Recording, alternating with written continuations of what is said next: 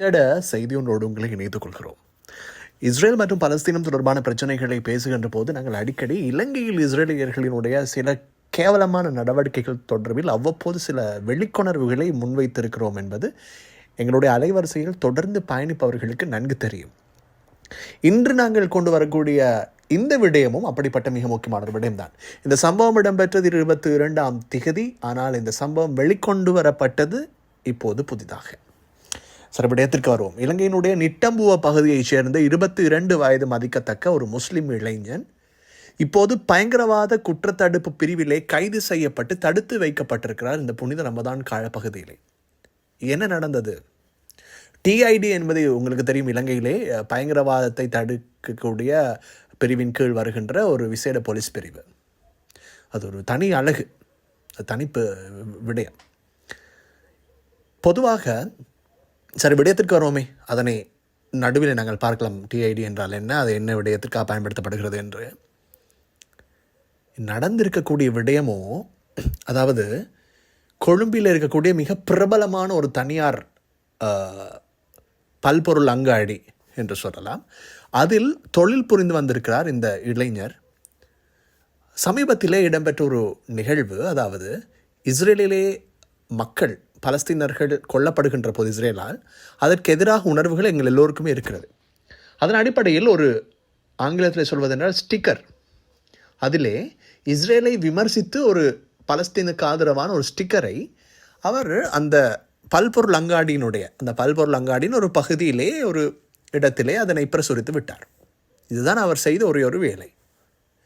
இதற்காக அங்கு வந்த ஒரு சிலர் அல்லது அங்குள்ளவர்கள் அல்லது இஸ்ரேலிய சுற்றுலா பயணிகள் என்று வைத்துக்கொள்வோமே, யாரோ ஒருவர் கொழும்பு கொம்பனி தெரு போலீஸாருக்கு இது தொடர்பில் அறிவிக்க, கொழும்பு கொம்பனி தெரு போலீஸார் இது தொடர்பில் ஆராய்ந்து பார்த்தபோது பிறகு பயங்கரவாத தடுப்பு பிரிவினரால் இவர் 22ஆம் தேதி கைது செய்யப்பட்டிருக்கிறார். இவர் வேலைக்கு வருகின்ற போது பாதுகாப்பு கேமராக்களினுடைய காணொளிகள், சிசிடிவி எல்லாவற்றையும் வைத்து ஆராய்ந்து பார்த்து இவரை கைது செய்திருக்கிறார்கள். கைது செய்து இவரை கொண்டு போய் இன்றளவும் இவரை தடுத்து வைத்திருக்கிறார்கள். தடுத்து வைத்திருக்கிறார்கள் என்றால் அதனுடைய அர்த்தம் பயங்கரவாத தடுப்பு பிரிவுக்குள் ஒருவர் தடுத்து வைக்கப்படுகிறார் என்றால் அர்த்தம் பயங்கரவாத செயலை செய்திருக்கிறார் என்றுதான், சாதாரண ஒரு செயல் அல்ல. அப்படித்தான் அதனுடைய அர்த்தத்தை கொள்ள வேண்டும். ஆனால் இங்கு நடந்ததோ, தன்னுடைய உணர்வை அவர் வெளிப்படுத்துகிறார். இலங்கையிலே கருத்து சுதந்திரம் இருக்கிறது. அவர் ஒரு இலங்கை குடிமகன். அவர் இலங்கை அரசாங்கத்தையோ அல்லது இலங்கையினுடைய ஆட்சியையோ அவர் விமர்சிக்கவில்லை. இலங்கையின் முஸ்லிம் மக்களினுடைய உணர்வுகளை புண்படுத்துகின்ற செயற்பாடுகளில் ஈடுபடக்கூடிய ஒரு சிலரை அவர் விமர்சித்திருக்கிறார். அவர் இப்போது பயங்கரவாத தடுப்பு பிரிவிலே கைது செய்யப்பட்டு தடுத்து வைக்கப்பட்டிருக்கிறார். இது தொடர்பில் மேலதிக விவரங்களை கேட்டறிந்து கொள்வதற்காக நான் பலரை தொடர்பு கொண்டேன். இது தொடர்பிலே வினவுவதற்கு போலீஸ் ஊடக பேச்சாளர் அலுவலகத்தை தொடர்பு கொண்டும் பதிலளிக்கவில்லை. அவர்கள் குறிப்பிட்டிருந்தார்கள், இது தொடர்பிலே மேலதிக தகவல்களை பெற்றுக்கொண்டு உங்களுக்கு கூறுகிறோம் என்று. அதனைத் தொடர்ந்து போலீஸ் ஊடக பேச்சாளர் போலீஸ் அத்தியட்சகர் புத்திக மனதுங்க அவர்களை தொடர்பு கொண்டேன். அவர் பதிலளிக்கவில்லை, கையடக்க தொலைபேசி. அதன் பிறகு இலங்கையினுடைய பொதுமக்கள் பாதுகாப்பு அமைச்சர் நண்பர் ஆனந்த விஜயபால அவரை தொடர்பு கொண்டேன், பதிலளிக்கவில்லை. அதனைத் தொடர்ந்து இலங்கையிலே அரசாங்கத்திலே மிக முக்கியமாக பிரதி சபாநாயகர் நண்பர் ரிஸ்விசாலி அவர்களை தொடர்பு கொண்டேன். அவரும் பதிலளிக்கவில்லை. அவர் ஏதேனும் வேலைப்பளுக்களுக்கு மத்தியில் இருந்தார் என்று நினைக்கிறேன். இல்லாவிட்டால் கண்டிப்பாக அவர் பதிலளிக்கக்கூடியவர். அதே போல் பிரதி அமைச்சர் முனீர் மௌலவி அவர்களை தொடர்பு கொண்டேன். அவரும் பதிலளிக்கக்கூடியவர் நண்பர். ஆனால் அவரும் வேலைப்பளுக்களுக்கு மத்தியிலே இருந்தவர். அவர்கள் இருவரையும் இதிலே சம்பந்தப்படுத்த முடியாது, ஏனென்றால் அவர்களுக்கு இது விடய பொறுப்பு அல்ல. அவர்களை பற்றி நாங்கள் பின்னர் வருவோம். பிறகு பயங்கரவாத தடுப்பு பிரிவினுடைய தொலைபேசி இலக்கம், அவர்களினுடைய ஊடக துறையினரை தொடர்பு கொண்டும் அவர்களும் பதிலளிக்கவில்லை. பொறுப்பாளர்களாக பதிலளிக்கக்கூடியவர்கள் எவரும் பதிலளிக்கவில்லை சம்பவம் தொடர்பில். இதனைத் தொடர்ந்து மனித உரிமைகள் செயற்பாட்டாளர் சகோதரர் மொஹித் ஜீரான் அவர்களோடு தொடர்பு கொண்டு பேசிய போது அவர்தான் இந்த விடயம் தொடர்பிலே வெளிக்கொண்டு வந்திருந்தார். அவரோடு பேசிய போது சில விடயங்களை புரிந்து கொள்ளக்கூடியதாக இருந்தது. அதாவது, நாங்கள் ஏற்கனவே உங்களுக்கு குறிப்பிட்டிருக்கிறோம் இல்லையா, இலங்கையினுடைய அருகம்பை பிரதேசத்திலே, அதே போல் இன்னும் பல பிரதேசங்களில் யூதர்களினுடைய ஆக்கிரமிப்புகள் அங்கங்கே இடம்பெறுகின்றன சட்டவிரோதமாக. குறிப்பாக வர்த்தக வீசாவாக இருக்கலாம், சுற்றுலா வீசாவாக இருக்கலாம், இவற்றில் வருகை தந்து அதில் செய்ய முடியாத பல விடயங்களை மறைமுகமாக முறையற்ற விதத்திலே அரசு அனுமதி இல்லாமல் செய்து கொண்டிருக்கிறார்கள் என்பதை நாங்கள் பல சந்தர்ப்பங்களில் உங்களுக்கு வெளிக்கொண்டு வந்திருக்கிறோம். அப்படிப்பட்ட விடயங்களை எல்லாம் செய்வதற்கு இலங்கையிலே அவர்களுக்கு உரிமை இருக்கிறது.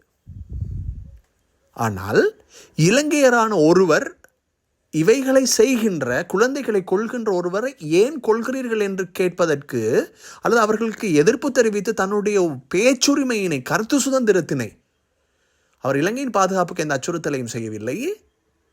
அப்படி பேசுகின்ற போது அவரை தூக்கி உள்ளே வைக்கின்ற அளவுக்கு அவர் என்ன குற்றச்சாட்டை செய்தார்? இந்த புனித ரமதான் காலப்பகுதியில் அந்த பெற்றோர்கள் எவ்வளவு துன்பியலை அனுபவிப்பார்கள். ஆளும் கட்சியிலும் சரி, எதிர்கட்சியிலும் சரி, எந்த உறுப்பினர்களும் இதுவரை ஒரு நடவடிக்கையும் பகிரங்கமாக எடுத்ததாக தெரியவில்லை. நாளை வருவார்கள், ஊடகங்களில் பேசுவார்கள், அது வேறு விடயம். இன்று வரை எவரும் வரவில்லை. உள்ளூராட்சி மன்ற தேர்தல் இருக்கிறது, தேர்தல்களில் அவர்கள் வேலைப்பளுக்களுக்கு மத்தியில் இருப்பார்கள், அவ்வளவு அவர்களுக்கு வேலை. ஆனால் தன் உணர்வுகளோடு சம்பந்தப்பட்ட உடன்பிறவா சகோதரர்களுக்காக போராடுகின்ற அந்த இளைஞனை இன்று பயங்கரவாத தடுப்பு பிரிவிலை தூக்கி வைத்திருக்கிறார்கள். அந்த இளைஞனை வெளியே கொண்டு வருவதற்கோ அவருக்கு ஆதரவாக பேசுவதற்கோ குரல் கொடுப்பதற்கு எவரும் இல்லை.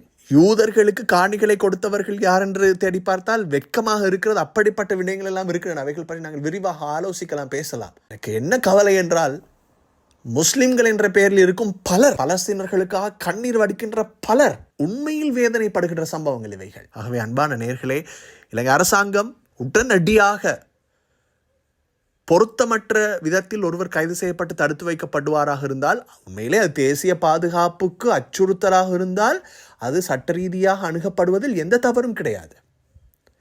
ஆனால் தன்னுடைய உணர்வை யாருக்கும் பாதிப்பில்லாத வண்ணம் ஜனநாயக ரீதியிலே வெளிப்படுத்திய ஒருவரை அக்கிரமக்கரம் கொண்டு அடக்க நினைப்பது என்பது மிக தவறானது. இலங்கையில் இருக்கக்கூடிய சட்டத்தரணிகளாக இருக்கலாம், இதரவர்களாக இருக்கலாம், இது தொடர்பில் அவதானம் செலுத்த வேண்டும். இது ஒரு அரசியல் காரணம் அல்ல என்று யாராலும் தள்ளிவிடவும் முடியாது. இது ஒரு அரசியல் சார்ந்த ஒரு விடயமும் தான். இலங்கை குடிமகனுக்கு இலங்கைக்குள் பேச்சுரிமை இல்லை என்றால் அவன் வேறு எங்கு சென்று பேசுவது? இலங்கையர் ஒருவருக்கு வீசா எடுத்துக்கொண்டு போய் இஸ்ரேலிலே ஒரு ஆலயத்தை நிறுவ முடியுமா? முடியாது. ஆனால் இஸ்ரேலியர்கள் இங்கே வீசா எடுத்துக்கொண்டு வந்து இங்கே ஆலயத்தை நிறுவுகிறார்கள். யார் கொடுத்த அனுமதி? இவை பற்றி தயவு செய்து பேசுவதற்கு உங்களுடைய பிரதிநிதிகள், அவர்களை நீங்கள் தான் அழுத்தம் கொடுக்க வேண்டும். உங்கள் பிரதிநிதிகளை பாராளுமன்றத்திற்கு அனுப்பியதும் எல்லா கட்சிகளிலும் தான். உங்கள் பிரதிநிதிகளாக வைத்துக் கொண்டிருப்பதும் அவர்களுக்கு சலாம் போடுவதற்கு அல்ல, இது போன்ற இடங்களில் பேசுவதற்கு, முன்னிற்பதற்கு. அதை செய்ய சொல்லுங்கள் உங்கள் பிரதிநிதிகளை. மீண்டும் அடுத்த காணொளியில் சந்திப்போம்.